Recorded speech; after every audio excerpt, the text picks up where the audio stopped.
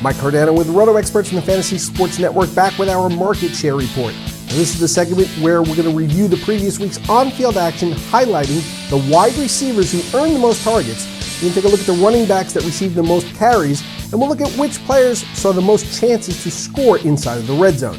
Now, pay special attention whenever you hear me say the words market share, because this is a metric that we use to identify which players are getting the highest percentage of their team's play calling. And since we know that opportunity breeds success, well, you're going to see just how valuable this information can be in your decision-making process as you compose your tournament rosters. Now, again, this week, we're getting more questions about the value of targets. Now, think about it. And we mention this often. A target is a pass thrown in the direction of a receiver. And since receivers are dependent on their quarterbacks to score points, well, targets are essential to fantasy success. So if the quarterback doesn't throw the ball in the direction of the receivers you have rostered in your fantasy teams, well, then they don't have the opportunity to catch them. Essentially, we're trying to figure out who will have the most passes thrown their way, giving them the best chances of piling up yardage, touchdowns, and receptions, taking advantage of the full point PPR format on DraftKings.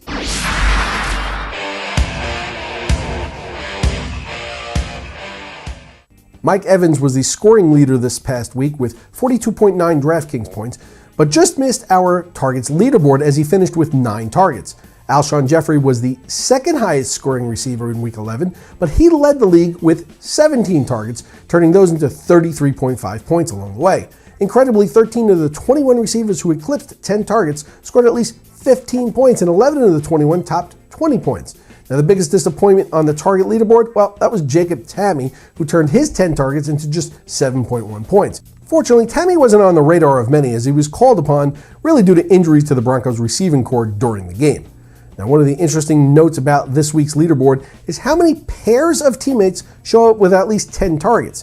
7 different pairs of teammates are found in the top 20. Now, the volume of pass attempts was very concentrated this week among a few teams, and as a result, teammates infiltrated the leaderboard. In total, 21 players saw at least 10 targets this week with an average score of 19.31 DraftKings points. And back to our point, if you were able to correctly identify players receiving double-digit targets, you had a great chance of recouping value on their price tag.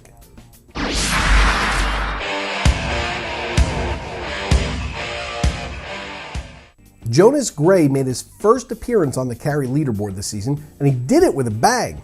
46.9 DraftKings points on 38 carries, and he was less than 1% owned in the Millionaire Maker, giving you a huge advantage over the rest of your competition if you had him.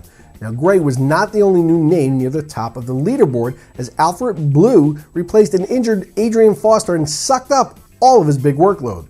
Blue turned 36 carries into 18.6 points. Now, he was unable to find the end zone, which limited the upside, but as a minimum priced running back, he was one of the most valuable players to utilize this week. LaShawn McCoy was the only running back to receive 20 carries and failed to score 15 points. McCoy's production this season has been exceptionally frustrating. He remains a staple of the opportunities leaderboard, but has topped 15 points in just 4 games this season. In total, 17 running backs saw at least 15 carries in Week 11, averaging 18.56 DraftKings points. I must sound like a broken record by now, but it has to be said, this continues the trend of timeshare running backs in the NFL and places a bigger premium on predicting the opportunities.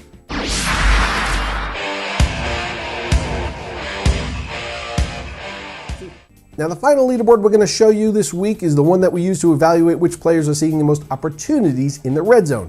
And for you newbies here, a red zone is an opportunity simply defined as a carry or a target on a play that starts inside the opponent's 20-yard line. Now, historically, these opportunities are more valuable the closer you get to the goal line, as touchdown rates increase with each yard closer that you get to the opponent's end zone.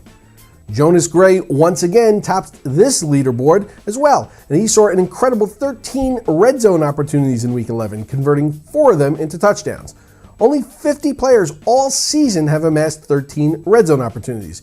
Gray not only hogged most of the red zone opportunities this week, but he was one of the few backs to convert their opportunities into touchdowns. Le'Veon Bell and Jamal Charles were the only 2 other running backs on the list to find the end zone.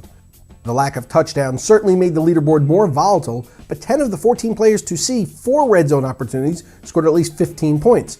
And 14 players in total saw at least 4 red zone opportunities, and they averaged 21.08 DraftKings points.